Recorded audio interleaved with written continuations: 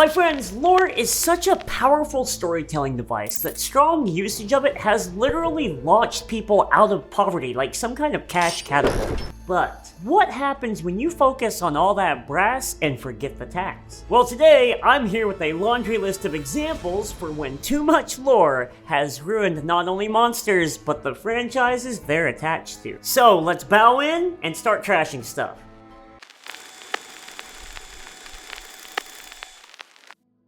Now a quick recap, as mentioned in the last video, lore is not the same thing as story. Lore is more of a modern term for a subject's history or world building. So if the alien shows up, hits you with that deep tongue, no lube, and then bails on you and your kid, that's not only just an awful Friday night, it's also the story of your movie. But all of that background decoration, like the weird eggs, the distress signal, and that weird elephant skeleton that was definitely not a Jesus, that is the lore. Then, if your company robot decides to do a little fingering and ends up engineering the alien to begin with, that's not only a terrible fucking idea, but now you turn what used to be the lore into the active story. We got it?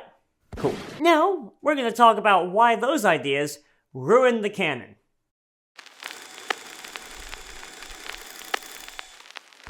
I think they cooked it, put an orange in his mouth with crackling on his back.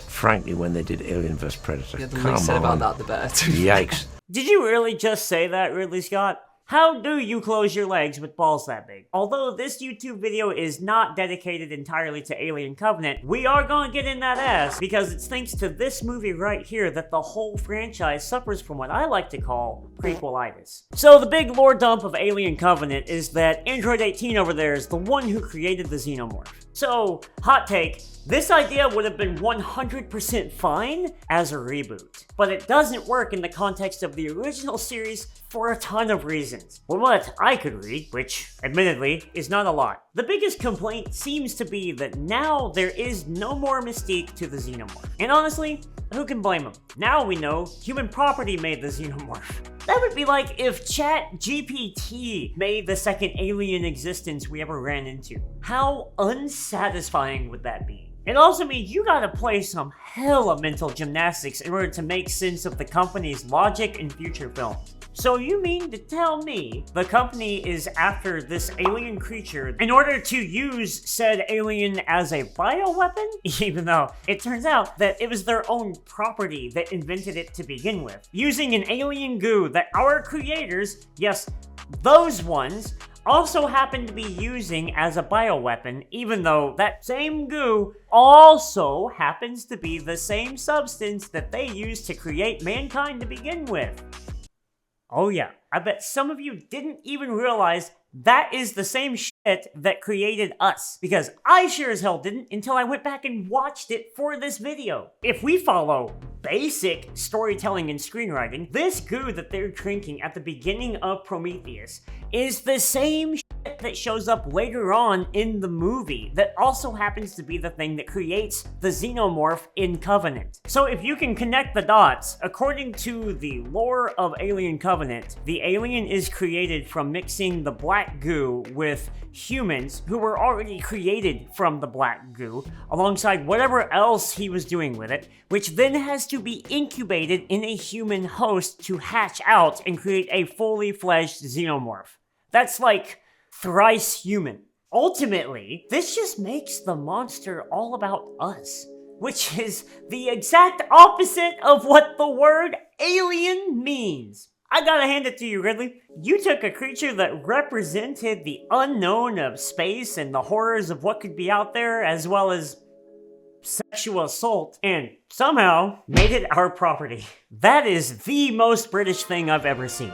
Do you see now how this not only leads to the creature becoming a lot less intimidating, but also just hurts everything else in the series? Okay, enough beating up on old man Ridley Scott, because after all, he is not the only creative who ignored the first movie just to stick a whole bunch of unnecessary lore into the sequel.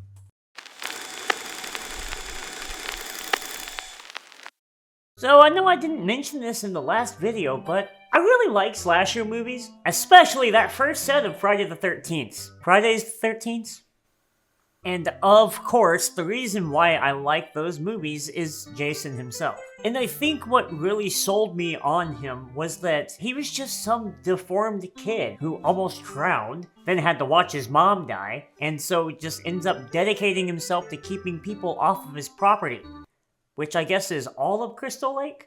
But as somebody who was born with a cleft lip and palate, I really felt him on the whole deformity and bullying thing. I could understand how this guy ended up the way he is. So let's just ruin that by making him a demonic hellworm. Slasher movies used to be called the popcorn of horror, and you know what? That tracks. Because a lot of these movies didn't exactly get enough time to cook. For some reason, it was usually the ones who tried to expand the lore too much that ended up coming off the worst. Friday the 13th Part 9, aka Jason Goes to Hell, sees our classic slasher go from a resurrected zombie into some weird malevolent entity that can not only hop between bodies, but merely chooses to dress like a homeless guy from Jersey.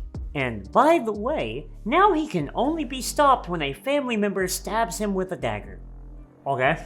The reason why it doesn't work here compared to, say, Friday the 13th Part 6 is because, unlike Part 6, they didn't try to use any of the pre-established lore to improve upon. Jason actually being dead and then resurrected as a zombie in Part 6, only being able to be laid to rest within Crystal Lake itself works. Yeah, it's a bit shark jumpy, but it still fits within the story. There is zero mention of any other family in the other Friday movies. There is no mention of a magical weapon. There's no mention of this Creighton Duke guy, who is hilarious. Jason Voorhees.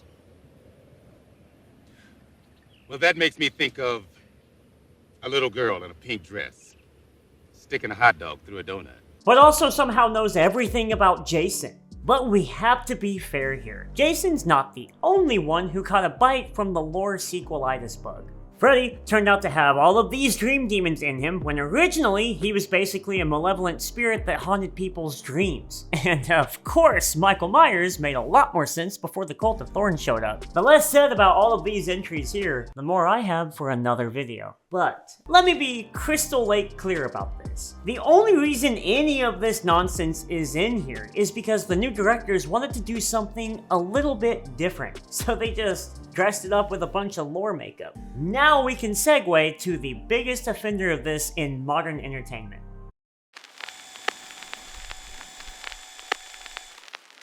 Yes, I'm sure you knew this was coming, and I promise it will be the last time I talk about this series on the channel for a hot minute, but we gotta talk about Five Nights at Freddy's. I've already made one video discussing why I believe the shift from paranormal to science fiction was a negative one, just like I have already made a video on why the movie is fantastic because it changed some stuff.